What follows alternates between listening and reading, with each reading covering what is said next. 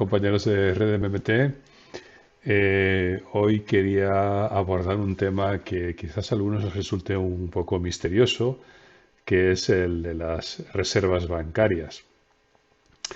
Las reservas bancarias no son más que las cuentas que mantienen los bancos en el Banco Central y no son muy diferentes de las cuentas que mantenemos los ciudadanos y las empresas en los bancos en forma de cuentas corrientes, ¿no? La diferencia está en que esas cuentas de reservas solo se abren a nombre de los bancos. Eh, Pensemos, por tanto, en que hay una jerarquía de dineros.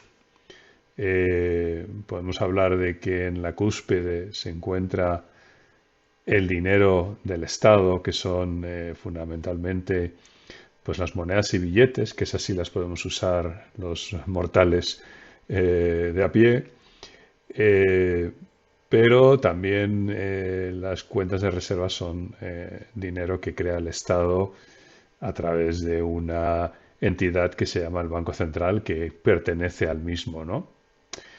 Debajo de ese dinero de la cúspide, que podríamos llamar dinero de alta potencia, nos encontramos con los dineros que crean los distintos bancos.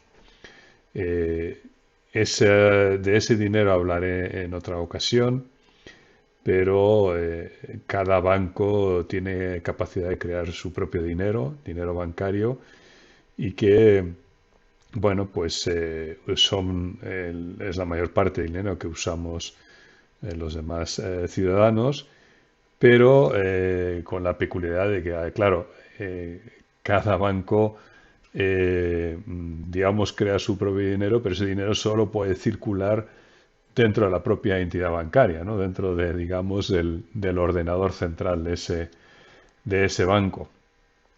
Eh, Cuando yo hago un pago a alguien que tiene una cuenta corriente en otro banco distinto al mío, entonces los bancos de cada uno de los participantes en esta transacción tienen que saldar, digamos, o hacer el pago definitivo, digamos, transfiriendo fondos que se encuentran en sus cuentas de reserva en el Banco Central, ¿no?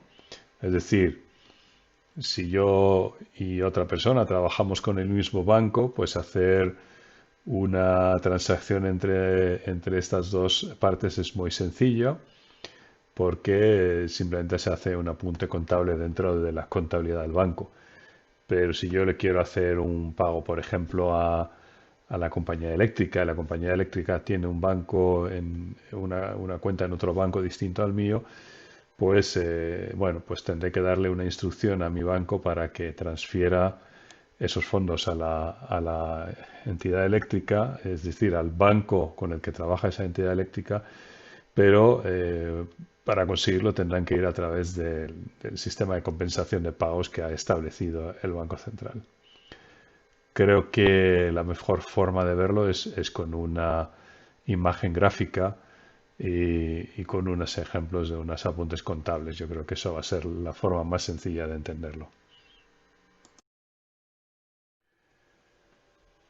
Vamos a representar gráficamente los tres niveles que encontramos en nuestro sistema monetario y bancario. En el centro tenemos al Banco Central, que en el caso de España se llama Banco de España, o en el caso de Estados Unidos se llama Reserva Federal. En torno al Banco Central nos encontramos a los participantes del sistema bancario, los bancos y las cajas de ahorros. Y finalmente, en un tercer nivel, pues estamos nosotros, los ciudadanos y las empresas que somos usuarios de los dineros que crean tanto el Banco Central como el sistema bancario. Los bancos tienen unas cuentas que se contabilizan en el sistema informático, ¿no? En el ordenador central del Banco Central, que llamamos cuentas de reservas. Y a su vez, los ciudadanos mantenemos cuentas de depósito o a la vista o cuentas a plazo, como queramos llamarla, en las entidades bancarias. Y evidentemente, lo que es una deuda para los bancos. Por eso se habla de que cuando un banco incrementa el saldo de nuestra cuenta corriente, está abonando nuestra cuenta, bueno, pues eso es un pasivo para los bancos. Y para nosotros, los individuos que somos usuarios del dinero bancario, pues eso es un activo. Entonces, bueno, pues nosotros cuando cargamos en nuestra cuenta, simultáneamente en la contabilidad del banco se está abonando la cuenta del cliente. Hay una cierta confusión con este tema porque cuando los bancos nos envían un extracto bancario, no se reflejan los movimientos en cuenta desde el punto de vista de su contabilidad. Entonces, para ello, cualquier aumento en un depósito bancario de un cliente suyo es un aumento de su pasivo y se representa, por tanto, en el haber del banco y por eso se habla de abonar, mientras que para nosotros, desde el punto de vista de nuestra contabilidad, sería un aumento de nuestros activos y por tanto hablaríamos de cargar nuestra cuenta corriente en el banco. Bien, observemos que si hay, por ejemplo, tres agentes que son titulares de cuentas en esta entidad bancaria, pues si tienen necesidad de hacer un pago entre ellos, por ejemplo, que esta empresa tuviera que pagar a este ciudadano, simplemente bastaría con una orden dada al banco que inmediatamente haría un apunte contable dentro de su propia contabilidad. Pero si esta persona, por ejemplo, este individuo necesita pagar a otra empresa situada en el sistema, pero que trabaja con otro banco, pues la cosa es un pelín más complicada. Es decir, tendría que dar una orden a su banco, el cual a su vez tendría que comunicarse con el Banco Central, el cual a su vez tendría que cargar la cuenta de reservas de este banco y abonar la cuenta de reservas del otro banco. Una vez llega la comunicación a este banco de que ha habido un aumento en su saldo de reservas, entonces podrá, digamos, abonar la cuenta de su cliente que finalmente verá un incremento de sus depósitos en el banco. Esto es bastante sencillo y se hace hoy en día de forma informatizada, pero vamos a ilustrarlo con unas entradas contables muy básicas.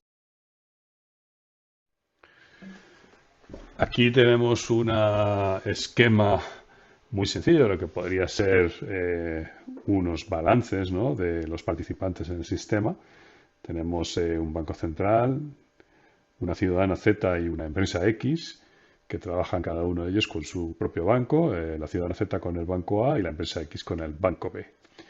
Entonces supongamos que la empresa X le debe 1.000 euros en concepto de salarios a la ciudadana Z y bueno, pues decide dar la orden de transferencia a final de mes para que esos fondos le lleguen. Evidentemente en su contabilidad anotaría el abono en su propia cuenta de 1.000 euros, perdón. El banco B, a su vez, al recibir la orden, pues cargaría la cuenta de su cliente, la empresa X, esos 1.000 euros y comunicaría al Banco Central, digamos, una disminución de su saldo de reservas. A su vez, el Banco Central tomaría nota de esa transacción y cargaría la cuenta de reservas del Banco B y abonaría la cuenta de reservas del Banco A. El Banco A eventualmente recibiría esa notificación, vería un aumento de 1.000 euros en su saldo de reservas en el Banco Central y reconocería el abono de 1.000 euros en la cuenta corriente de la ciudadana Z. Finalmente, la ciudadana Z recibiría un extracto bancario y vería que se ha producido un aumento de 1.000 euros en su cuenta corriente y, por consiguiente, la empresa X ya no le adeuda un salario. Se ha producido, por tanto, un pago definitivo de una deuda que tenía la empresa X con la ciudadana Z. Esto, bueno, es lo que ocurre en las transacciones entre individuos y empresas del sector privado. Podemos utilizar un esquema similar para estudiar lo que ocurre en el caso de que haya un pago desde las administraciones públicas a un individuo o entidad del sector privado. Aquí vamos a introducir a un agente nuevo que es el Tesoro. Es el responsable de realizar los gastos y la recaudación de impuestos de las administraciones públicas. Entonces supongamos que el Tesoro quiere pagarle 1.000 euros a alguien en el sector privado. Entonces daría una orden al Banco Central de que se redujera su cuenta en el Banco Central en 1.000 euros. Y por tanto, digamos que su patrimonio neto, su endeudamiento aumentaría en esos 1.000 euros, ¿no? El Banco Central, a su vez, cargaría esos 1.000 euros en la cuenta del Tesoro y en la cuenta de reservas del banco abonaría esa cantidad. El banco, a su vez, vería un incremento en las reservas, que evidentemente registra en su contabilidad, y en su sistema informático pues anotará un abono a favor de su cliente de 1.000 euros. Y finalmente, pues a esta participante del sector privado, pues le llegaría un extracto bancario comunicándole ese abono y por tanto en su contabilidad registraría un aumento de depósitos y evidentemente una mejora de su patrimonio neto en 1.000 euros. La operativa es muy similar, pero hay un detalle que es importante notar. En el anterior ejemplo, digamos, la posición financiera neta del sector privado no cambiaba, mientras que en este caso el sector privado bueno, pues consigue una mejora, una variación en su posición financiera neta, que es la contrapartida del mayor endeudamiento o la reducción del activo del sector público. Estos ejemplos de la operativa de los bancos y de los pagos entre bancos explica por qué estos tienen que mantener un nivel mínimo de reservas y también por qué surge un mercado interbancario en el que los bancos se intercambian reservas, porque a algunos les pueden faltar y a otros les pueden sobrar al final de cada día y pueden tener dificultades si no tienen suficientes para atender las órdenes de transferencia que les hacen sus clientes.